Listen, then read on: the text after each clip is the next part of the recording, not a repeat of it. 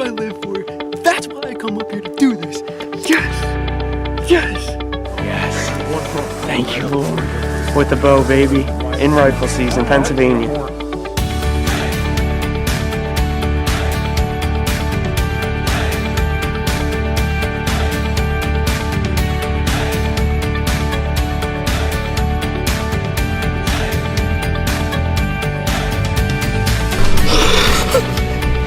I just got my first time with the bow.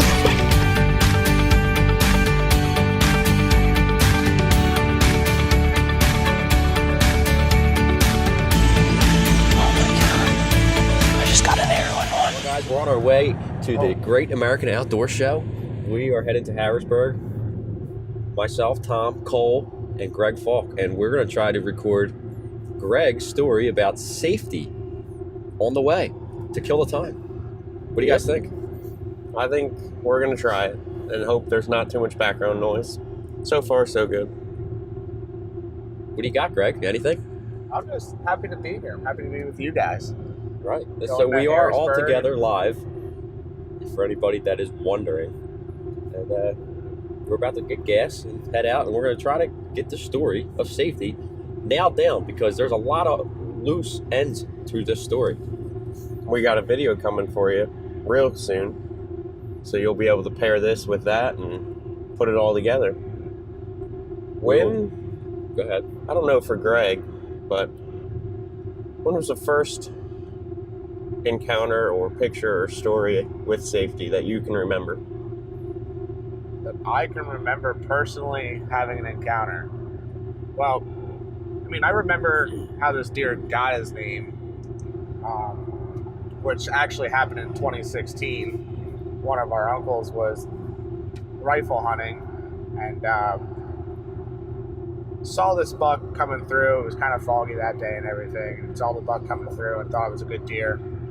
And went to shoot him and accidentally did not turn his safety off on his rifle.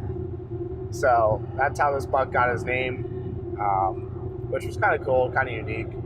And then for me personally, my first real encounter with him was in 2017. I was archery hunting. I forget the exact date. I know you guys are big here on dates and times and knowing exactly We're what they terrible are. with dates and times. I think Cole is more the culprit of the date and time factor, where I don't care as much. But I did get into that with my story. You did. Quite a little bit. It seems to be a trend. It seems to be a trend. So what was the exact date, time, and which way was the wind blowing? Do you need the GPS coordinates too? Please. That would help. That would help our listeners a lot, actually. I know it was later October because I made that a point this year that I hung a stand specifically for him where I saw him in 2017. And I said to Cole and our cousin Ryan, or Cole's brother-in-law Ryan, that was going to be my late October stand. It's a good spot for where deer are seeking, and that's how I had him come through in 2017. He was definitely seeking, and actually when I called him in with the grunt tube, he came right up. So he was looking either for a fight or he was looking for a doe or both. If he found a buck with a doe, I think he was going to try to fight him and take that doe. Now, in this video that we're going to release, you do see this footage, and Gregg does explain what he just did in the video as well.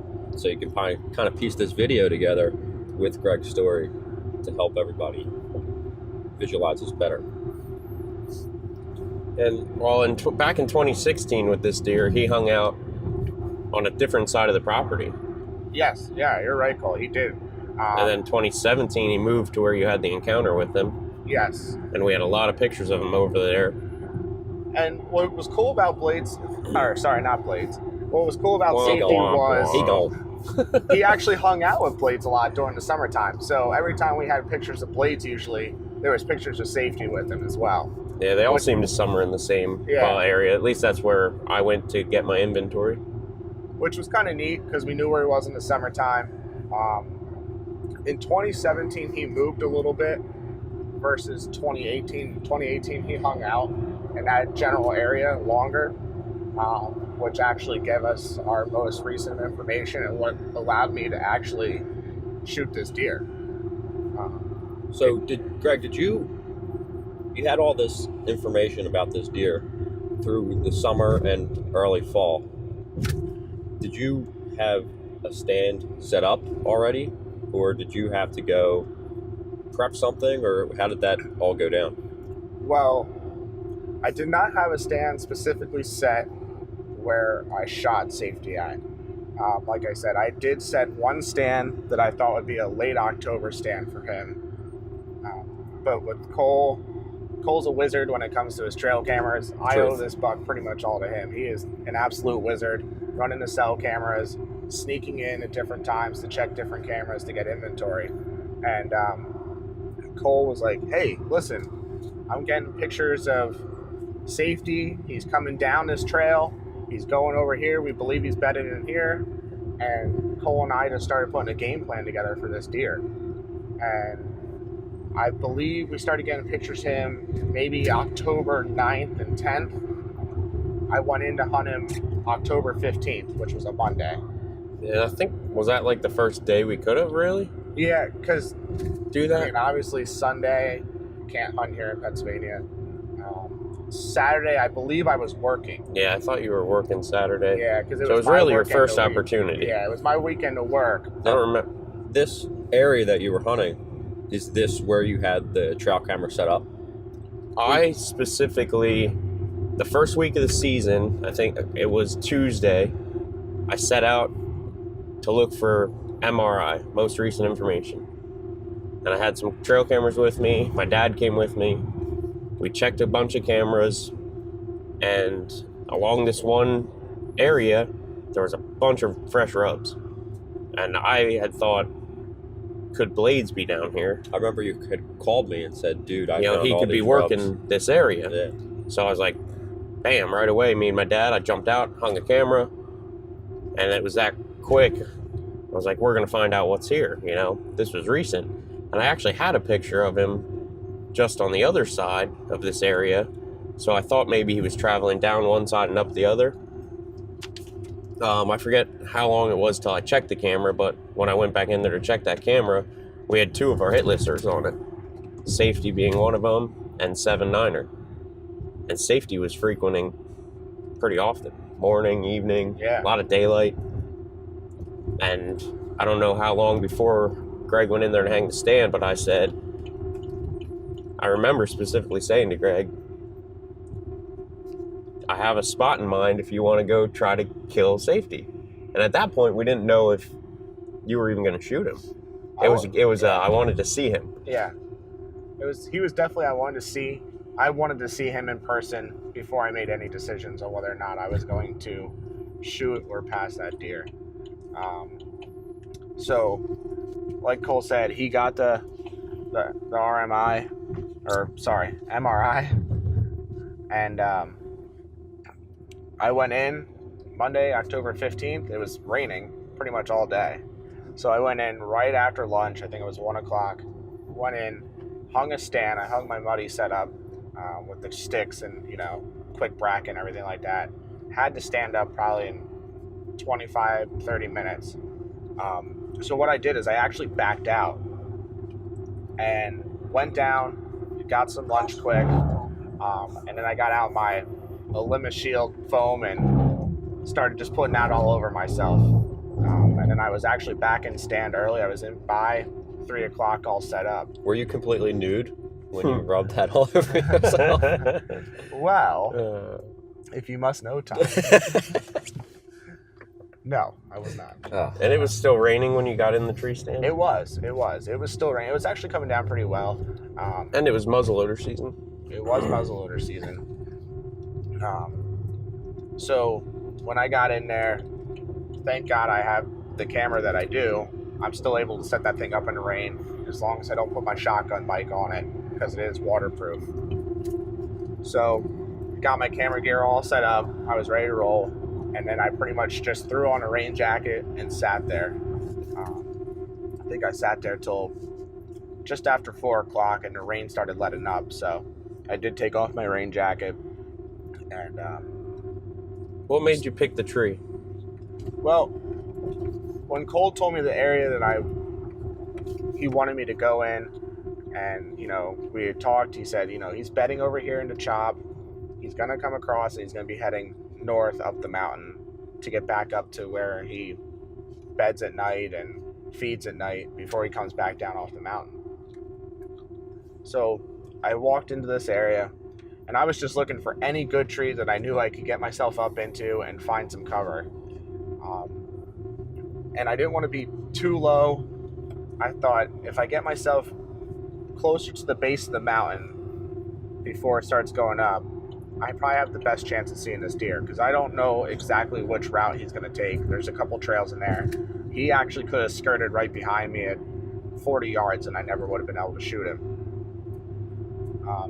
So with that being said, I just found the tree that I found the best cover in. There were some branches hanging off of it, with some, it's obviously October 15th, everything's still green. So there's still green leaves all over the tree and everything like that. So I just quick threw it up in there and figured I'm probably going to surprise attack this deer if I do get to see him or 7-9er that night. So I wasn't actually as concerned with my tree setup as normal, because I felt that this was going to be like a surprise attack. First time in there.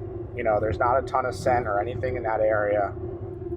So it's just going to be my surprise attack. And if it worked, it worked. If not, we gave it a shot. And, if I got to lay eyes on either of those deer to see what they were, cool. For the area, to describe it a little better, it's a heavily active area for people using our land. It is. It's not like out in the corner of the property where there's no human pressure. There's regular pressure there. If we're up in the mountain, we're in this area usually. Yeah, exactly. Because you're on your land, correct? Yeah. Yep. And Tom, you've been on our land. We have the logging trails that we spend hours and hours maintaining every year to keep them open and keep them nice, that we can actually get our trucks up to the top of the mountain. Yeah. So I was actually hunting between two of the dirt roadways. So to my right, 70 yards was one of them, and to my left, 50 yards was another one. So I was right in this little patch, this little wood lot, and both those roads are main roads that we use. When you're up there, you're probably gonna go by that area. Right. So it's a slightly overlooked area. When we go on our turkey tour. Yeah. Actually, it's right where we set up for the turkeys the first time we ever went up there. Okay, I know right where that's at. Yep. And that spot's real neat because it has the creek running down through it. So the whole time you're sitting there listening to the creek go by. Not that I have terrible hearing to begin with. So me hearing a twig crunch at 100 yards versus Cole hearing it, it's you should watch Cole and I hunt together. It's actually quite funny. Well, Cole can hear a turkey gobble from 1,000 yards away that nobody else could hear. I watch deer walk in, and I watch Greg to see how long it takes him before he hears and knows they're there. So, Greg, all the stars seem like they're aligning for you here. The rain had just stopped, which, in my opinion, is one of the best times to be out in the woods. The minute it stops. And then you're in a brand new set that you set today, that day. So the stars are aligning for the perfect hunt. It ended up being the perfect hunt, as all of us know. Safety came out of the chop from where he was bedded, probably, I would say, an hour before light. And the thing... Dark. Sorry. So an hour before dark. I apologize. I was going to say, how did an hour see before light. I'm walking out. I'm using my night vision goggles. I should have said an hour before light ended. Now, do you think this deer was bedded super close while you were setting up your tree stands? Absolutely. Within 100 yards or so? I would say probably within 100 yards. So you'd have to be super stealth mode. Well, luckily the rain and everything. Yeah, with the rain it helped. I mean, and being able to another check for the star aligning. This being an active area, he was able to drive his truck to within 40 yards of where he hung the stand. Oh, so he drove his truck there. The deer hear or see the truck. It stops. Whatever. Are we clearing roads? Are we cutting firewood? They're used to then the truck leaves. So whether they hear it or see it, it didn't, in this case, This is didn't- normal activity for these Yeah. deer, so they don't feel pressured or It didn't bother him enough that he went a different direction right. when he got up. And the only thing that stank about it raining that day was it was still Your like underwear. a dreary day. Yeah. Well, if he didn't put Wow. the Limit Shield in the I proper told you I was spots, in Limit he Shield, was not in the nude He wasn't when totally he nude. applied He the left Limit the Shield, boxers on. and so his underwear stank. Oh my god.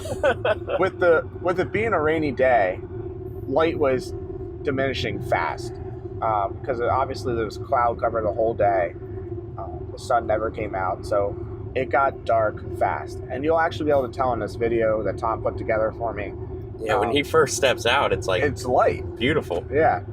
And by the time he worked, he probably took 45 minutes, half hour to 45 minutes till he worked, I would say, Close enough that you could 60 shoot. yards to get Yeah. close enough to me that it was close enough for me to shoot.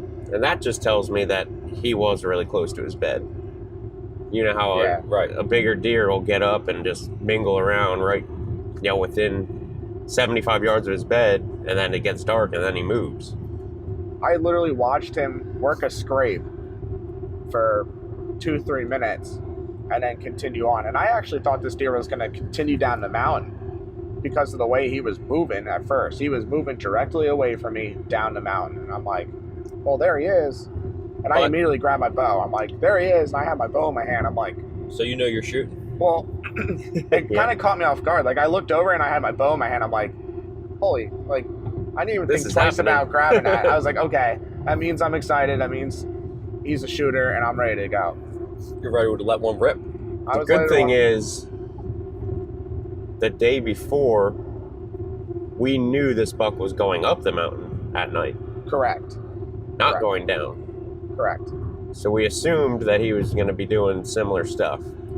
Yes, but like I said, it did make me slightly nervous at first when he was heading down the mountain. But then he started working his way across and he got on one of the trails. It was neat to like watch him stand in the creek and drink some water for a little bit and, come out and started working his way back up the mountain. He was, quartering to me.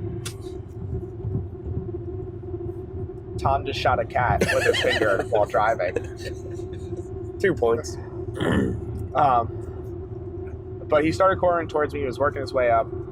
And when you watch the video, you'll see Tom flashes back, and it does look dark. With the camera zoomed into at Yeah, 36 yards. 36 yards, camera zoomed in. I still had legal looks a lot shooting darker range. than it is. I was out of the woods. I actually tried to Before- lighten that up a little bit in the post-production and in the coloring, but it just... It You looked can out tell of- how light it is when he turns looked the out camera of back place. for the interview. Yeah. And it wasn't, you have to keep it Authentic. real. Yeah, so... And I can tell you that once I shot, and that still haunts me every day, the shot that I put on this deer. But, like Cole said, when I spin the camera around, you can see how light it is. And I was actually, when he ran off, I thought, I need to get out of here now. I'm not even going to look at my arrow. I'm just getting out before What did the shot? What was the shot? the Describe shot. the shot. Why Up and down, were shot you was so perfect. mad? Left and right, I almost couldn't hit a school bus. That's how bad my shot was. Realistically, though, when you first shot, Well, you didn't know up and down was good. You didn't know. I did not. Up and down, I did not know it was good. I actually was You hoping. sent us the video Yeah. through text message, and we Yeah. sat there, between collectively as a group. When he called me after he shot, he said, "I hope I missed." I Yeah, did. he says that right in the video. Yeah. He was hoping he missed because obviously you saw I that saw it was not a where good my shot. arrow was traveling, and I knew it was back. It was way back. But with the shot, my up and down ended up being perfect. Just my left and right was not. And that might be something to blame. When I shoot my bow, I have to close my left eye, being a left eye dominant person, but I do everything right-handed. And when you're starting to get into some of those lower light situations where you still have plenty of time to shoot, but the light's starting to diminish, I think that has something to do with it slightly. I think it throws. Well, I my know if beef you off shoot or- two eyes open, you're Well, you've seen you're that way firsthand. off. I mean, that's anyone that's Yeah. left eye dominant that shoots a right-handed bow, unless you sight in for that, which I don't know why anyone would. But you Yeah. have to close one eye. Exactly. I know a couple other people that are that way too. I mean, and if you open two eyes in the heat of the moment, you're going to be 2 feet off. Exactly. But the arrow ended up going right. Luckily for me, I caught him in the very back of his guts and ended up severing that femoral artery that runs along the back and down into the back legs. So he actually died fast, which is awesome. Yeah, he That's what wasn't every very hunter far wants. from where you guys started tracking. But how long We did had you? no blood. How long did you, after you backed out? Look, what did you do? How long did you wait after? As a group, we all, like we said, you text us the video. We collectively came together and said, this. It's in the back. You hit gotta this- wait. You hit him. You hit him in the gut area. It looks like you hit him maybe a little high, but we weren't. It was tough in the video. It was tough to see. Yeah. but So- At first, we did think it was high. Yeah, we did. And then, so how long did you wait after, we all figured this out together? How long did you wait to track this deer? Well, I ended up going home. Cole's like, I'll come up. We'll watch the video on the computer. I actually went to my parents' house because they lived close by. And my mom, being a mom, you have to eat dinner. You have to eat dinner. So I did the dreaded, try to shove some food down my throat, even though I wasn't hungry. Like you talked about in the last one with you, Tom. Right, it's You're tough. just not hungry, but you need to eat something. So I quick shoveling food in my mouth, and I'm starting to replay this on the computer, and Cole gets there, and it was actually tougher to see on the computer than it was viewing it through a cell phone, because with the cell phones we were able to slow it down and move the cursor to see where the arrow was Something going with and everything like the that. lighted knock on the cell phone stood out better.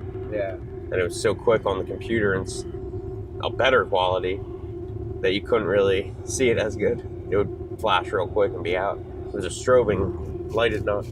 Yeah. So once, I would say from the time I shot till we went back was probably just over 2 hours, maybe 2.5 hours. And all we were going to do, the reason we went back that night to begin with is because they were calling for more rain. And I was like, if Cole and I both agreed if there was any blood at all, we kind of wanted to get which direction he was traveling. That way we had a better understanding when we came back in the morning. And actually the other thing with that night was, I don't know if you remember this or not, Cole, that next morning I had training for work. So I had to be up early. So we were hoping that we had a good direction. That way when I got up at 3, 4 o'clock in the morning and started heading back in there to look for him, that we had a direction of which travel he was It heading. wasn't looking good. I It know was that. not. And when we got back in there, you look at the arrow, you could smell the guts on it. There wasn't any blood.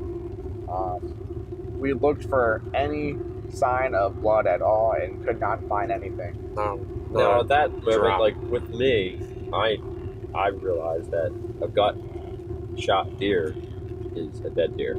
Yeah. They're going to die. Eventually, just Right. got to give them the time. Depends how far they go and where they end up. The problem is the matter of fact of finding this deer. And Yes. It's almost a needle in the haystack. You have It's just zero all mostly most all of the time. woods and huge. And So you guys, the only Our- direction our- we had was what Greg saw from the stand. you're feeling defeated. I'm sure. Big At this time. point. Yeah, and one of the things, I guess one of the other reasons we should explain is because of how far I hit back, I believe it was Matt right away said, you could have hit that artery, that deer could be dead already. Yeah. That's And- why we were looking for blood. That's why we much as we went were. back to look for blood, because if we would have had a great blood trail, we would have known, okay, maybe I clipped that artery and he bled out, he's dead. Well, Cole, being the ninja that he is doing everything he can to find any direction of this deer. And here again, the rain saved me, in a sense. It softened up the ground enough that it started making it muddy, and where safety jumped over a couple laurel bushes to get out of there, he made 2 real good prints in the mud, deep, thick prints. And Cole's like, this is him right here. It's got to be. And I'm like, well, yeah, you're right. So that gave us a direction to travel, which helped. But like I said, at this point, we still had no blood. So we continue to search. We're searching. We're just taking our time. From where I shot to where we stopped looking was probably 40 yards. And we thought, okay, we're going to back out now. We have no blood. All we have is the prints in the mud. We're going to back out, wait till early morning to come back and see if we can find him. I thought it was going to be one of those long nights of no sleep, thinking about where he could have went, what he's doing, all that stuff. If he's dead at all.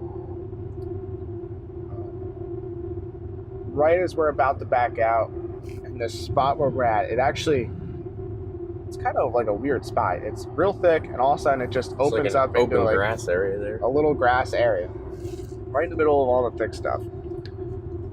And Cole's kind of like going up and going to the right, and I'm just standing there like looking on the ground to see if there's any more prints, any blood, anything like that. And I just happened to pick up my light, and I'm shining it into the woods, and I was like, Cole, don't move. He's like, what? I'm like, I'm staring at him right now. He's like, what? I'm like, I am looking at him right now, or I'm looking at a deer right now Watching that's us. bedded. What we thought was watching us at the time. Yeah. So Cole's like, okay, keep your light on it. So I'm shining my light, hopefully I'm blinding the deer. They can't see what we're really doing. We were so close. I mean, thinking back on it, it's like, there's no way a healthy live deer would have laid there and watched us this whole time. Right, it would have been standing up, moving around, Yeah. stomping his feet if or whatever. So we kind of assumed it was him, and I was trying to zoom the camera in and out. Is that Gregg's underwear in the tree? Huh? Is that Gregg's underwear in the tree? I was trying to zoom the camera in and out while Gregg shined the light to see. I think we realized it was him. Yeah. You caught a glimpse of the antlers, Yeah. but couldn't tell exactly how they were But we just laying thought at he was first. just like laying there, like with his head and not just ignoring us or not moving. So we end up backing out. We're making phone calls, asking people if dead deer's eyes reflect, and Yeah, good question. Yeah. That I never knew for some reason at the time. So apparently they do. they still reflect If it's fresh. if it's fresh. So, we're calling Matt, we're calling Tim, asking everyone if dead deer's eyes reflect. And Matt was like, yeah, for sure. They still reflect. Like, they still have the cones and everything inside their eyes that are going to give the reflection that they're alive. And Tim pretty much said the same thing, but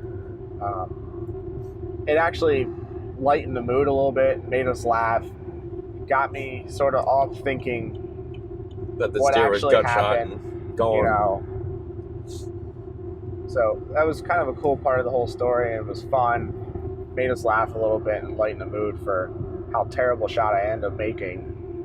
But knowing that he was laying there, 20, 30 feet away from us at the time, not moving. So you're feeling pretty good. I'm feeling decent. Better. I wouldn't say that I was feeling 100% by any means. But the weight probably came off your shoulders of like, okay, yes. we know where this deer's at right now. It was a game changer for sure. I mean, Like, whether he's alive or not. yeah, we know he's right there. No, he's right there. We went from, in my mind, we're just going to have to randomly grid search hundreds of acres of land the next day to, oh my God, this deer's right here, Right. in our lap. We just got to figure out what to do now. Yeah. Now, did you ever think of like, all right, we'll just come back in the morning, or because he's there and you weren't sure? I think we convinced ourselves that he was dead, We definitely and that's convinced why we ourselves went that he was back dead. right away. Yeah. Just because I think I looked at the video again. We you talked could to end up seeing everybody. his legs laying straight Yeah. out next to his body. His head was definitely down. And We definitely convinced ourselves that he was dead. That's why we went back. It crossed our mind to let him go, I'm sure. Right.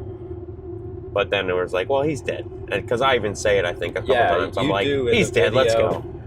You say There's no way he's alive. yeah. Because thinking about it, he was like 20 yards from us. not moving. Not moving, not lifting his head up now that we knew his head was down. You know, it all just made sense. Like, wow. And I guess we doubted the shot so much Right. that it was like a gut shot. Like, no way, a gut shot deer is dead in 60 yards. What the heck is going on here? It's crazier things have happened. This has kind of been a crazy season Yeah. altogether.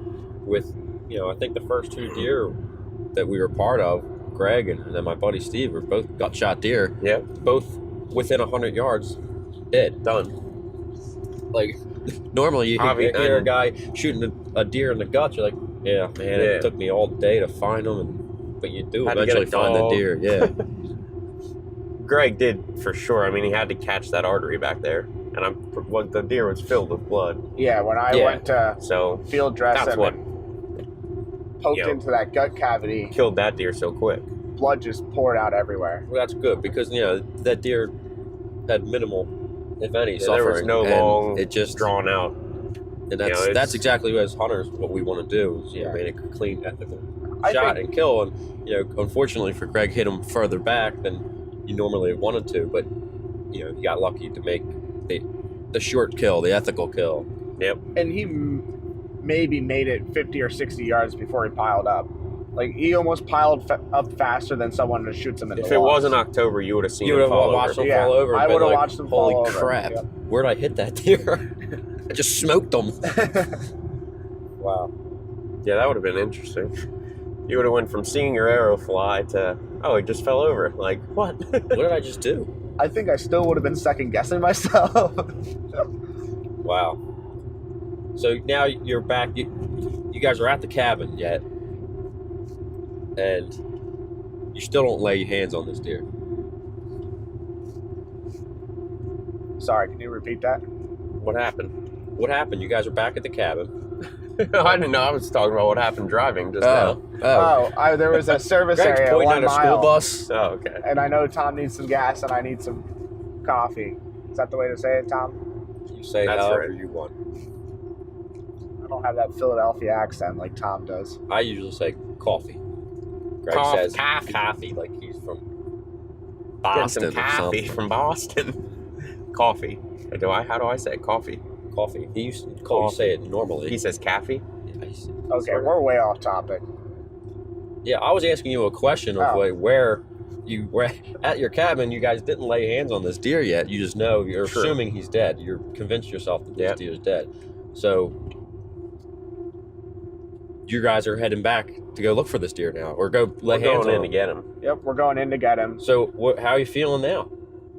I'm feeling. Greg was still on edge. I'm still, From like I my said, I'm perspective. not 100% because I was like, you know what? I'm one of those people that has terrible luck with different things. Watch me walk in there to go put my hands on him, and he just jumps up and takes off. And Yeah, then I you're think you- riding him at this point because your hands are on him. So you're riding this deer. This would be a Hanging cool. on to him, and Cole, I actually wish that would have happened. That would have been a great video. then we'd be looking for Greg and the deer. Oh. Well, that seems like a pretty good story. We have to. We're going to take a quick break here. intermission here. We had to. You guys won't even realize it because we'll be back Load in up on 5, gasoline. 4, 3, 2, 1. You ready? All right, and we're back with our frappuccinos. We got milkshakes, and it's Compliments of 30 Starbucks and the beeping seatbelt alarms.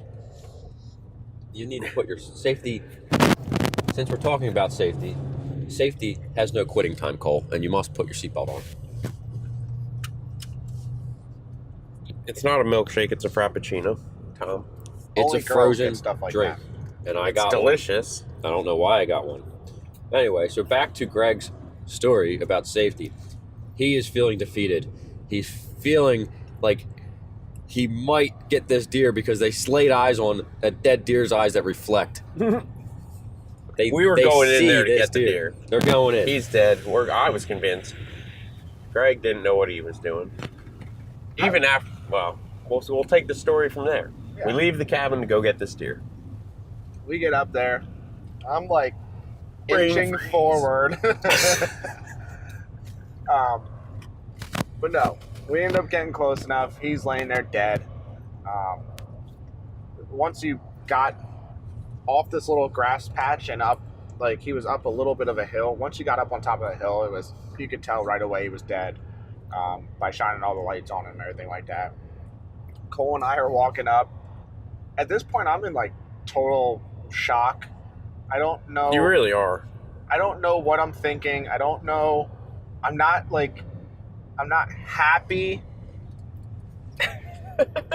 We're taking selfies now while driving. We're extremely safe. But Caption that.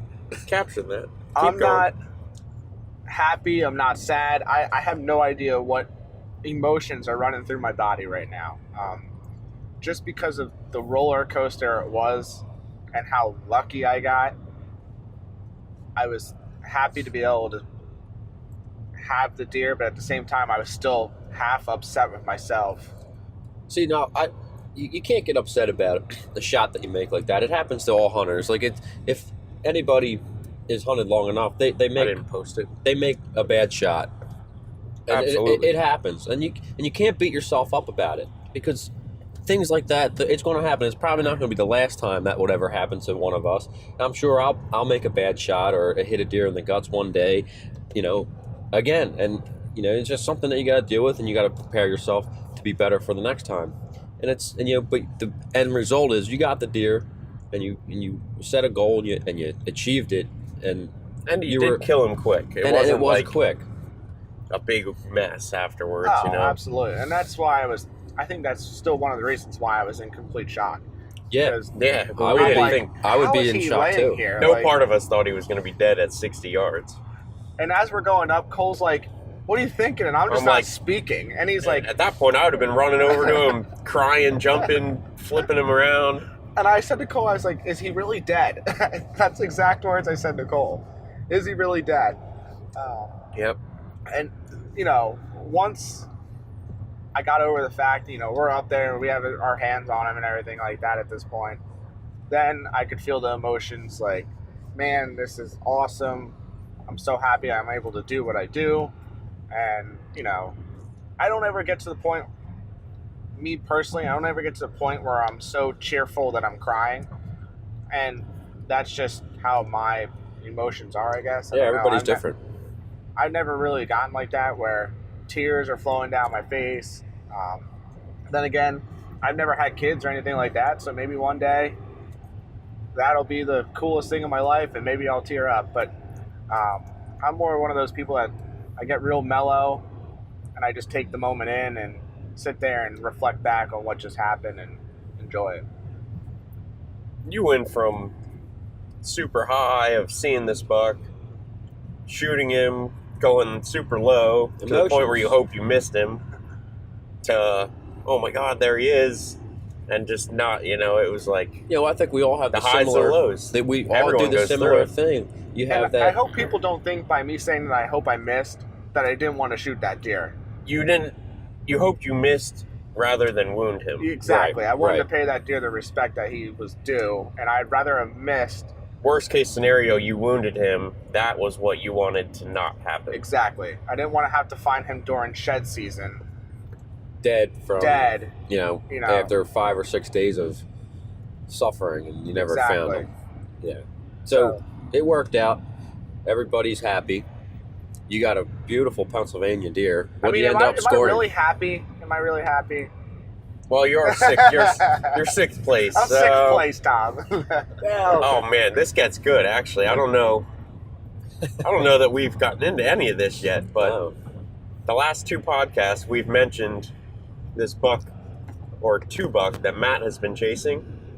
Yeah. Did we say this in your podcast, or did we record your podcast before he did it? We recorded the podcast before any of this happened, so everyone on social media knows already, but Matt shot one of those buck that we mentioned a bunch of times. Shit. And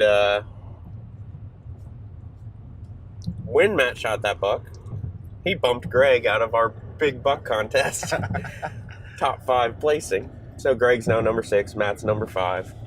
And that story is going to come to you because it was fun. came down to the last day of late extended season in 5C. I was able. I actually I was shot with. a doe. I was with for the hunt. I was part of it. Tom shot a doe that day. Brain freeze. I think we recorded a podcast like 2 days before that and Yeah. talked about these buck that Matt has got to kill one of them. And what's really crazy this year, and I said it to Matt, and I believe I said it to Cole, and maybe even Tom, everyone that put a plan together this year pretty much achieved their plan. No one went in and was like, I'm going to do this, this, and this, and it didn't work out. Nobody failed. No, we all. Like, everyone had crazy different stories this year. We all succeeded everywhere we hunted, pretty much. With game plans, and they all came together. Mine being hanging a stand in the rain and seeing that deer, you know, Cole using Speedy's own antler to rattle him in, and he thought, hey, I have a good chance of seeing him right now. And The beauty behind all that is that we all text and communicate together with each to do other it. and develop game plans. Yeah. Hey, do you think this is a good idea? What do you think? Because, you know, the majority of us know exactly where everybody's hunting, like with helping scout. Yeah, we're all helping part of everybody else's hunt. hang a tree, So hang cool. game cameras and stuff. So it's like, hey, why don't you check this tree out? It's 30 yards over here. And, you know, I think that might be your best bet. Like, 'cause oh, the wind's remember doing that this. area? Maybe Yeah. maybe you should get in there tonight. That's a good spot, you know? Right. And We just talk about it. We I bounce it think all a lot around. of our success comes from our communication as Yeah. being, you know, pretty good friends. And, We can all succeed and fail together on a higher level. right. Like, when 6 of us fail, or no, when 1 of us fails, 6 of us learn. You feel it. 6 of us learn something from that. Right. You know? absolutely. So it's good to, you know, the camaraderie that we have as a team here. It's a lot of fun, and we learn a lot off of each other to create our own success. Yeah. That hunt for safety, I mean, that was super rewarding for me. Yeah. Just- I mean, It was like, man, look at all this sign. Put a camera up. This buck's there in daylight. Greg, if you want to lay eyes on him, you got to get in there and hunt it. and it worked. And then not only did he lay eyes on him the first time in, he put himself in a position that he was able to shoot him, you know, and make the shot at, you know, with what he had, you know, no shooting lanes, no, oh, the deer traveled down here, I need to be 20 yards closer. Yeah. You know, you did it the first time in, made it happen. Who's to say there's another deer? Cole is just picking deer out of woods as we're driving. He's like a Who's little to say that deer wouldn't have got downwind to you if you didn't make it happen and blew out of the area? Are we getting off here? I don't know. I think we do. Now we don't have directions. Yes, we are. Who's to say that deer doesn't get downwind to you, blow out of the area? You don't And, see him again uh, for a lost season. Right. And he's gone. Well- and then we got to chase him all season. And then he turns into a Blades. Exactly. And I'm not saying that it made or break my hunt, but actually the way safety was angling towards me, he would have caught my wind. Now, I did have my ozonics running, so I don't know if that's actually why he checked up where he did and gave me the shot that I was able to take on him. You know, where he ended up stopping was in a wide open area, and from there, if he would have stepped right through that lane, I might not have been able to shoot that deer. So It's you true. know, that was like your last opening. he checked up. Unless he turns and comes up by the trail camera Exactly. 15 yards. Exactly. Then I would have had a chip shot, and then, you know, hopefully I would have made a better shot. The But scenarios that can play out are crazy. Right. I mean, where he checks up is actually the way my wind was blowing. I mean, I had a northwest wind that night, and you know, so that's heading southeast, and that's exactly the way he's heading. He's coming Yeah. into that lane, and he does check up. He stops. You know, he does kind of put his head up a little bit. So, did he catch those onyx, and that, you know, stopped him? And he was like, "Whoa, what's this different smell?" But obviously, he didn't blow out or anything like that. Which, gave you enough time to put an arrow in him. yeah, So that was a pretty cool story of how Gregg's buck safety met his demise. Yeah. And a little bit more history we have with that buck. In the winter of 2017, winter 2017, so like February 2017, I took my kid up the mountain on his sled with my dog and hiked in the snow and actually found one side to safety from that year. So you guys have a few sheds of and then the next year, with my brother and all my nephews and Gregg, we were hiking the mountain, and Gregg found one side to him, which was like the shed that he wanted to find, but it was chewed up, and we never found the match. And that was such a weird chewed antler. It was like hollowed out. Yeah, it was. Something went to town on it real quick. Yes, it did. Which makes you wonder how many of these antlers get destroyed and chewed and just vanish. Because it was only March. Yeah, it wasn't late. And the antler was literally chewed in half.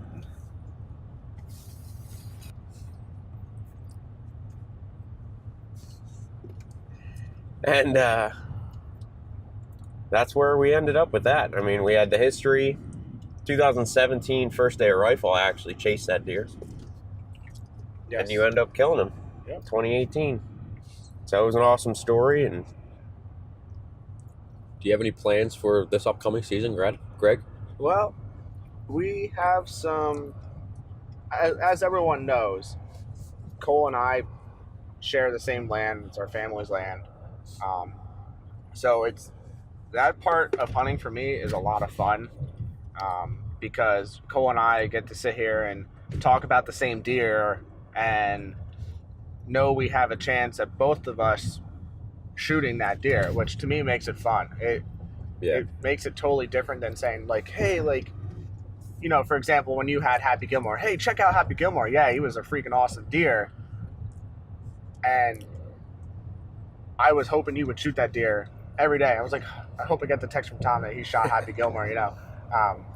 But being able to share those moments with Cole, like, you know, this year we have BH, which is the broadhead buck. Cole talked about him already.